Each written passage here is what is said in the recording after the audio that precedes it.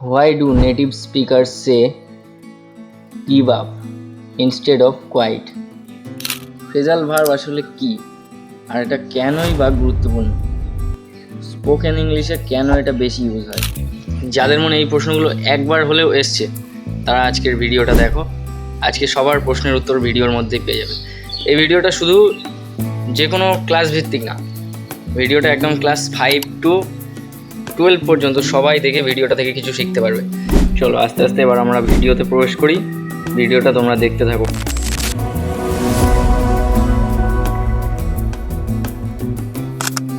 দেখো, ইংলিশে অনেক শব্দ আছে, শব্দ মানে মেনলি ভার্ব। এগুলো কি হয়, একা একরকম মানে দেয়, কিন্তু যখন অন্য কোনো শব্দের সাথে এগুলো বসে, এগুলোর পাশে যখন অন্য কোনো প্রিপোজিশন বা অ্যাডভার্ব বসে যায়, তখনই এগুলোর মানে চেঞ্জ হয়ে যায়।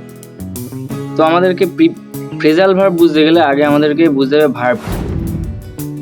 ভার্ব হচ্ছে কাজ বোঝাবে, যেমন ইট, স্লিপ, গো, এগুলো হচ্ছে কাজ, এগুলো ভার্ব। আর এই ভার্বের সাথেই যখন কোনো একটা প্রিপোজিশন বা অ্যাডভার্ব যোগ হয় ভার্বের পাশে, এগুলোকে আমরা স্মল ওয়ার্ডও বলতে পারি।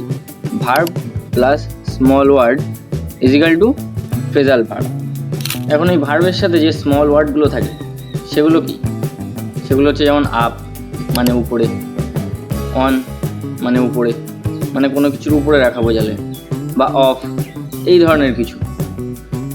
চলো এইবার কিছু এক্সাম্পলের দিকে যাওয়া যাক। ফ্রেজাল ভার্ব মানে কি? এক্সাম্পল ছাড়া ফ্রেজাল ভার্ব বোঝা যাবে না। যেমন দেখো, টেক। টেক মানে কি? নেওয়া। যেমন আমি বোতলটা নিলাম, এটা হচ্ছে টেক।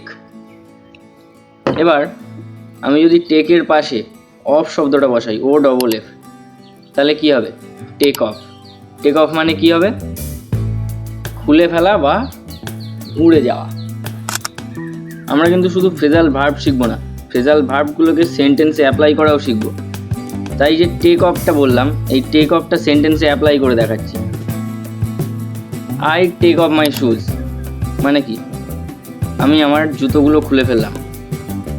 আবার কি দেখো পরেরটা, দ্য প্লেন টেক অফ মানে বিমানটা উড়ে চলে গেল। তাহলে তোমরা দেখলে আমাদের ভার্ব ছিল কিন্তু শুধুমাত্র টেক, টেকের সাথে অফ যোগ হওয়াতে পুরো মানেটাই কীভাবে পাল্টে গেল। এখন আমরা যদি আরেকটা এক্সাম্পল নিই তাহলে কেমন হবে? দেখো, গিভ। গিভ মানে কি? দেওয়া, কাউকে কিছু দিলে তুমি। আর সেই জায়গায় গিভের পাশে যদি আমরা আপ যোগ করি, আপ মানে তো উপরে, সেইটা গিভের পাশে যখন আপ বসলো, গিভ আপ। গিভ আপ মানে কি? হাল ছেড়ে দেওয়া। এটাকে যদি সেন্টেন্সে অ্যাপ্লাই করি তাহলে কেমন হবে? নেভার গিভ আপ, কখনো হাল ছেড়ো না। আরেকটা এক্সাম্পল নিই, লুক। লুকটা কি? ভার্ব। লুকের পাশে আফটার যোগ করলে লুক আফটার। লুক আফটার মানে কি? যত্ন নেওয়া। আর লুক মানে কি? শুধু ছিল তাকানো। লুকের পাশে যখন আফটার যোগ করলে তখন সেটা কেমনভাবে পুরোটাই চেঞ্জ হয়ে গেল। লুক আফটার মানে যত্ন নেওয়া। তাকানোর সাথে যত্ন নেওয়ার কি কোনো সম্পর্ক আছে?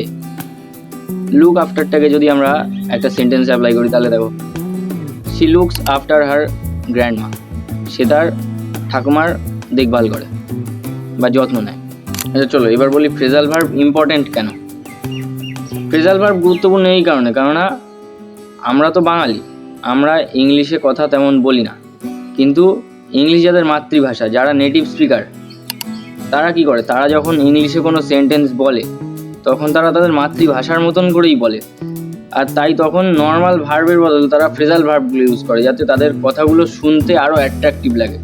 বা যারা স্পোকেন ইংলিশ শিখছে তারা যদি এই যে তাদের সব সেন্টেন্সের মধ্যে যদি ফ্রেজাল ভার্ব ইউজ করা শুরু করে, তাহলে তাদের কথা বলাটাও একদম নেটিভ স্পিকারদের মতনই হয়ে যাবে, যে ইংলিশ তাদের মাতৃভাষা। আমরা যদি প্রপারলি ইংলিশ বলতে চাই তাহলে আমাদেরকে অবশ্যই ফ্রেজাল ভার্ব শিখতে হবে।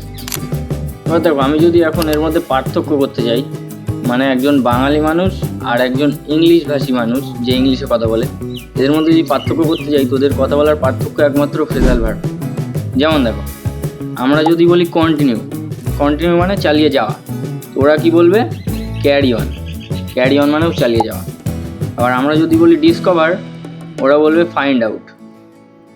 একইভাবে আমরা যদি আবার বলি এন্টার, তো ওরা বলবে কাম ইন। এখানে দেখো ওরা যে শব্দগুলি ইউজ করলো, carry on, come in, find out, এগুলো সবই কিন্তু ফ্রেজাল ভার্ব। এবার আমরা যদি এখানে কিছু বেসিক ফ্রেজাল ভার্বের কথা বলি, মানে যেগুলো কিন্তু আমরা ডেইলি লাইফে ইউজ করি কিন্তু তবুও আমরা বুঝতে পারি না, কিন্তু আমরাও ফ্রেজাল ভার্ব ইউজ করি। যেমন দেখো ওয়েক আপ, সকালবেলা ঘুম থেকে উঠলে ওয়েক আপটাও কিন্তু একটা ফ্রেজাল ভার্ব। আবার গো ডাউন, তারপর আছে কাম ব্যাক, এগুলো সব কিন্তু ফ্রেজাল ভার্ব। আচ্ছা, এবার আমরা কিছু বেসিক এক্সাম্পল আলোচনা করি। যেমন দেখো পুল অফ, পুল অফ মানে সফল করে ফেলা, সফলভাবে কোনো কাজ করে ফেলা। যেমন সেন্টেন্স অ্যাপ্লাই করলে হবে হি পুলড অফ দ্য মিশন, সে সফলভাবে মিশনটা সম্পন্ন করেছে। আবার ব্যাক আউট মানে পিছিয়ে পড়া, সেন্টেন্স করলে হবে ডোন্ট ব্যাক আউট নাও, এখন পিছিয়ে যাও না। একইভাবে রান ইনটু মানে হঠাৎ দেখা হওয়া, সেন্টেন্স হবে I run into my teacher, হঠাৎ আমার শিক্ষকের সাথে আমার দেখা হয়ে গেল। আবার দেখো ফাইন্ড আউট দিয়ে একটা করি, ফাইন্ড আউট হচ্ছে আই ফাউন্ড দ্য ট্রুথ, আমি সত্যটা খুঁজে বার করেছি। কাম ডাউন মানে শান্ত হও, কাম ডাউন প্লিজ, দয়া করে শান্ত হও। আবার দেখো ক্যারি অন, ক্যারি অন আমি বলতে পারি ক্যারি অন ইউর ওয়ার্ক, তোমার কাজ তুমি চালিয়ে যাও। ঠিক আছে, এইভাবে এরকম উদাহরণগুলো প্র্যাকটিস করতে হবে।